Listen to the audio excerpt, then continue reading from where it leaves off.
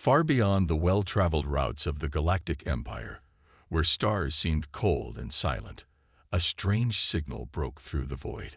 It was not like any normal transmission. It pulsed in perfect patterns, as if made with purpose. The Imperial Science Council couldn't trace its origin. It didn't belong to any known species, nor did it follow the usual galactic language codes. The signal was strong, repeating every 6 hours, and growing clearer each time. High Command grew curious and slightly concerned, so they sent Commander Thaler, a respected officer known for staying calm in strange situations.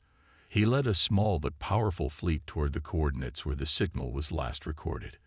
As they moved deeper into uncharted space, sensors picked up unusual energy spikes, almost like the signature of a star engine, but far more efficient. The fleet passed through thick clouds of cosmic dust, with navigational systems flickering. Then, just as the tension reached its peak, the cloud cleared, and they saw them. Gigantic ships floated in the mist like sleeping giants. Their dark hulls shimmered with faint blue lights, and their design was unlike anything in the Empire's ship library. No known race built ships like these, sleek, silent, and strangely human-looking. But that couldn't be possible. Humans were gone. History said they had vanished hundreds of years ago after a brief, strange appearance in galactic records. Some believed they were never real. Others said they destroyed themselves. And yet, here were these ships, dozens of them, powered down but clearly intact, almost like they were waiting. Thaler ordered his crew to scan them, but the computers couldn't even read the material of the ship's armor. Every probe sent near was blocked by a shield so smooth and silent, it was like touching water with a stick and watching nothing happen. The Empire's fleet was now face to face with a mystery that made even the bravest officers nervous. As the crew whispered theories and fears, Thaler stood at the main window, staring at the massive ships, his mind spinning. If these were human ships, what were they doing here? How did they survive all this time? And more importantly, what would happen when they woke up?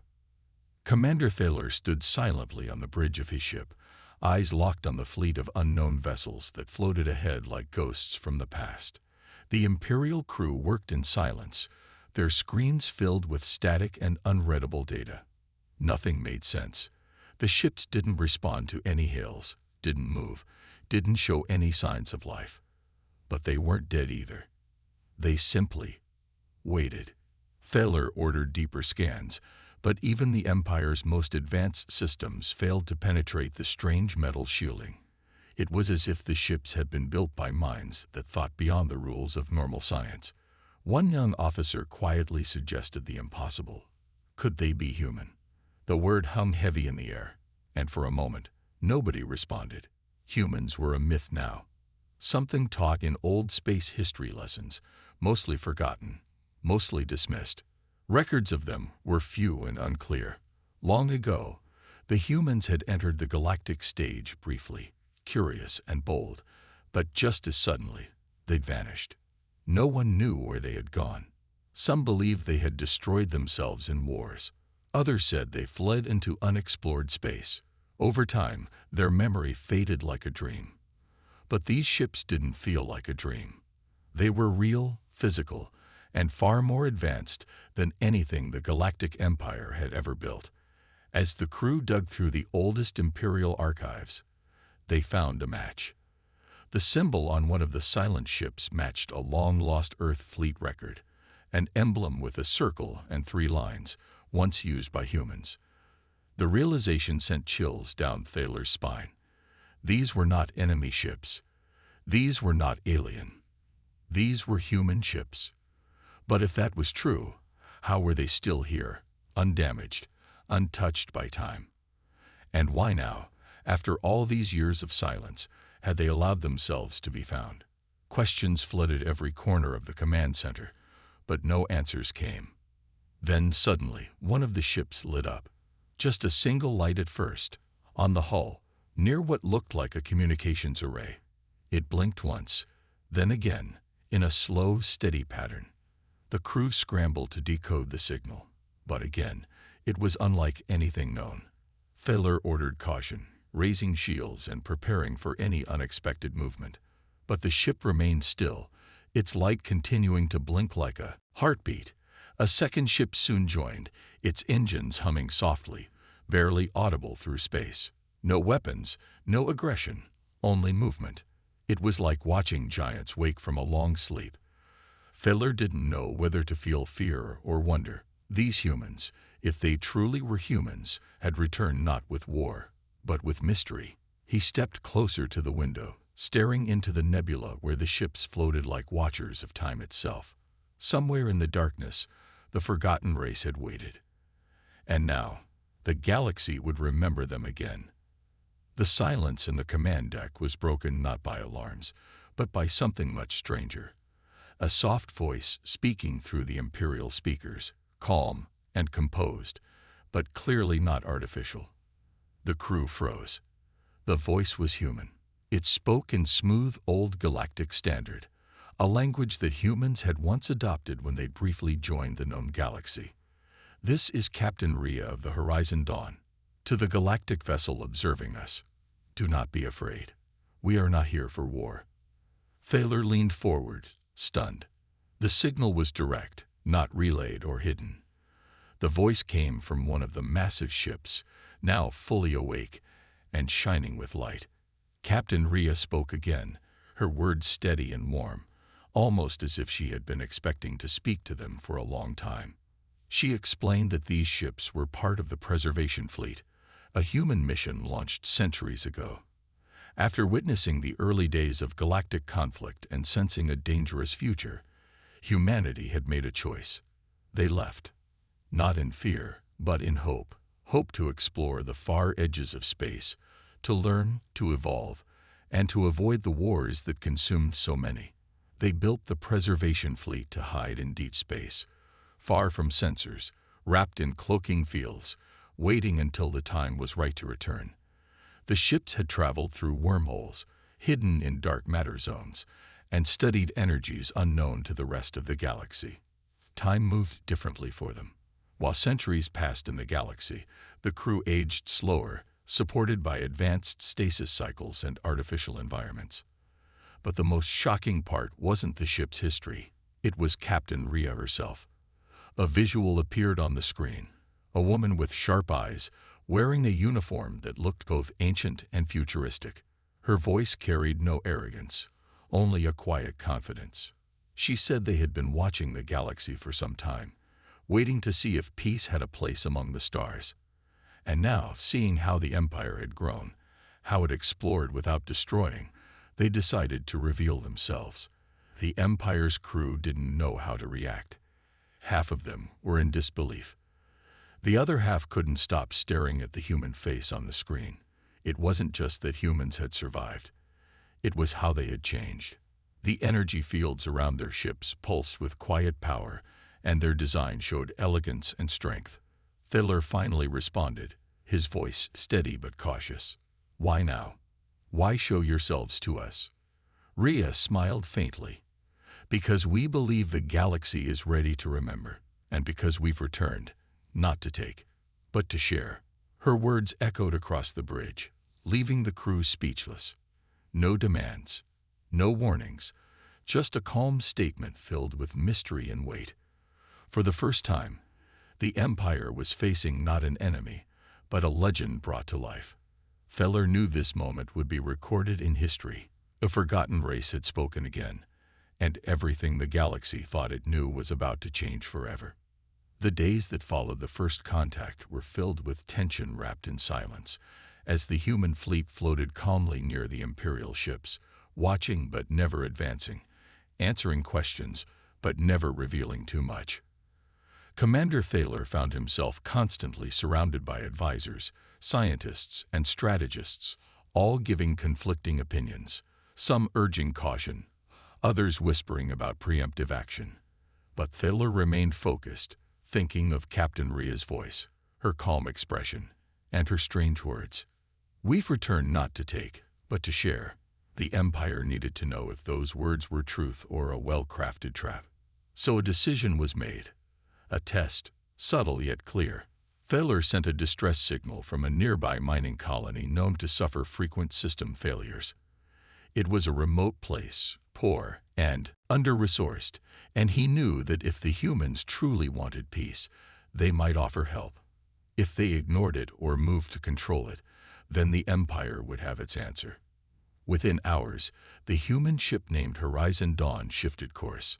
No weapons powered up, no threats were issued, only a calm message. "We received your signal. Preparing assistance." Without waiting for permission, they arrived at the colony, not with soldiers, but with engineers, doctors, and machines that moved without sound and fixed things faster than anyone had ever seen. Water systems that had been broken for decades flowed again. Power grids were restored in hours. The sick were healed by scanning fields in strange light. And then, just as quickly, the humans packed their tools and left, not asking for payment or control. The colony leader, a simple man named Carvin, sent a report filled with disbelief. "They saved lives," he wrote. "They spoke to us with kindness. They acted with respect. I have never seen such technology or such humility." Fiddler read the report twice, his fingers tightening around the edge of the table. If this was a strategy, it was a perfect one. If it was real, then the galaxy was standing before something rare: power without pride, knowledge without greed. Still, some on Thaler's council were not satisfied. One admiral believed it was all an act to earn trust before invasion. Another accused the humans of manipulating emotion. But Thaler saw something different. During a private communication with Captain Rhea, he asked her the question that had been building inside him since day one. "Why would you risk returning, knowing we might fear you?" Her reply was quiet, almost like a whisper across time. "Because fear is born from absence. We let the galaxy forget us. And now we return to be remembered, not as monsters, but as a mirror. We want to see who you've become, and maybe remind you who we once were." It was not just a test of the humans' intentions. It had become a test of the Empire's heart. Would they respond with trust or suspicion, peace or pride? As the human ships remained still, offering no weapons, no threats, only silence and possibility, Fiddler realized that the true test was not about them. It was about us. What would the galaxy do when faced with a race that left behind violence to grow into something greater? Would they embrace the return, or fear it? In that moment, Fiddler knew that history was not only watching, it was being written. The galaxy held its breath as the days turned into weeks, and still the human fleet hovered silently among the stars, never advancing without reason, never asking for anything, only observing and assisting where help was needed. Across distant systems, whispers of their return spread like fire. Some feared them, others hoped for them, but no one ignored them. On the capital world of the Empire, debates grew louder, and tension tightened like a string stretched too far.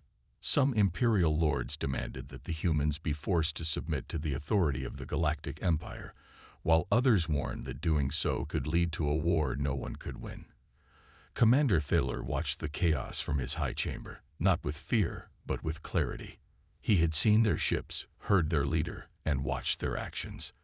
These were not the same humans spoken of in old tales of war and wildness. These were explorers who had evolved not just in power, but in spirit. But how could a galaxy built on fear and control accept peace when it came wrapped in mystery? Thaler decided to act before someone else made a reckless move. He called for a formal summit, one that would include not only imperial leaders, but also a direct invitation to the humans. Many laughed at the idea. Who would trust a species thought extinct? But Thaler stood firm. When the humans accepted and arrived at the summit with only 3 delegates, dressed in robes that shimmered with shifting stars, the great hall fell silent. Captain Rhea stood at the center, her voice steady but not proud. She spoke of the old days when humanity had tried to join the Galactic Order, but was rejected and feared. She told them how her people had gone into the void not to hide but to grow, to understand themselves, and to watch the galaxy mature from afar. And now, seeing signs of change, Empires learning diplomacy, species working together. They had returned, not to lead, but to offer balance. "We have technology," she said, "but we do not seek power. We have knowledge, but we do not seek control.